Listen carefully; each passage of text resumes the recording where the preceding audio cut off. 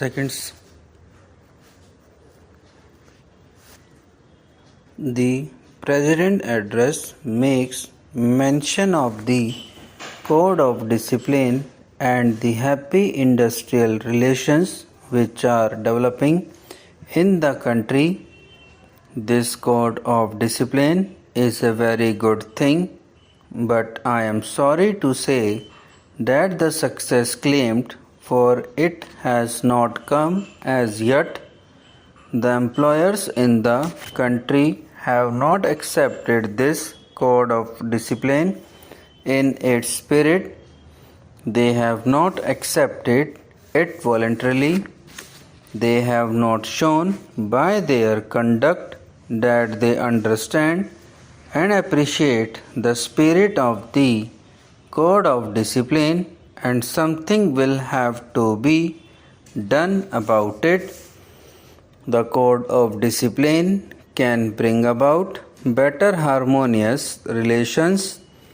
It can bring about better industrial relations, and it can create conditions in which the industrial production in the country will go up by leaps and bounds. Industrialists in the public private sector and some of the bureaucrats in the public sector do not accept this code of discipline, and unless the Ministry of Labour does something on the part of the employers, a penal offence, I am afraid the spirit of the code would be defeated. The Ministry of Labour has done well in bringing forward a code of efficiency and welfare. There is as yet not enough agreement on that code even from the labor's point of view, but I am sure efforts to further the acceptance of this code of efficiency and welfare will be continued, and if that is done, it will be a great help to industrial production in the country. In the matter of the bonus commission, sir, the progress made has been disappointing. It was as early as January 1961 that the Honorable Labour Minister announced the appointment of the Commission. The progress made in respect of the Bonus Commission during the last 14 months has been that its terms of reference have been settled and its constitution has been agreed upon. That I am afraid is very slow speed in the direction of the solution of a problem whose solution is so very important. The President has correctly mentioned the great objective of securing workers' participation in the management and the establishing of joint management councils, but the most important thing is that the gains or the profits should be shared by the toilers. A share of the produce of their toil should come back to those who toil. The acceptance of profit sharing is an old thing. It was accepted by those responsible for the industrial truce 14 years back, but we are yet to evolve a satisfactory formula. The full bench formula of the Labour Appellate Tribunal repeatedly approved and endorsed by the orthodox judges of the Supreme Court is no solution of the problem. It just denies the workers their due share in the profits. It was because of this peculiar situation that the need of appointment of the bonus commission was accepted by all parties.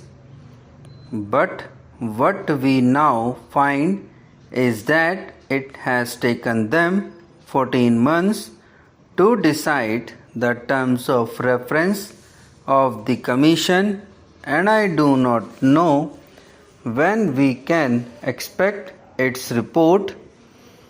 The members of the bonus commission should be directed by the government to find an early solution to this important problem. Similarly, I must point out that the delay in the matter of evolving a consolidated scheme of social security for industrial workers is a dangerous thing. We have today a number of social security schemes, but none of them looks after the workers in his old age. The government of Uttar Pradesh made a provision that the discharge of workers because of ill health or old age should be treated as retrenchment, but we have now the verdict of the High Court of Allahabad that this cannot be done. The result is that while workers in industrial establishments today are covered against the risk of ill health, there is no insurance against the risk of old age. There is no scheme of gratuity which the industry has to follow. There is an old age pension scheme which the industries in the country have to adhere to. The result is that there is a big gap or disparity in the lives of the workers who are in employment and those who are out of it, particularly those who are thrown out of employment because of old age or continued ill health. Therefore, something should be done about it as soon as possible, and there should be some sort of a scheme to see that the worker, after meritorious service to the industry, got at least the equivalent of a retrenchment relief when he retired due to old age or continued ill health. That is a pressing problem. We know that in Kanpur, industrialists have adopted the practice of terminating the employment of workers merely by giving them 12 days notice. The worker is told that he has been found to be unfit. Subscribe now and press the bell icon. Never miss an update.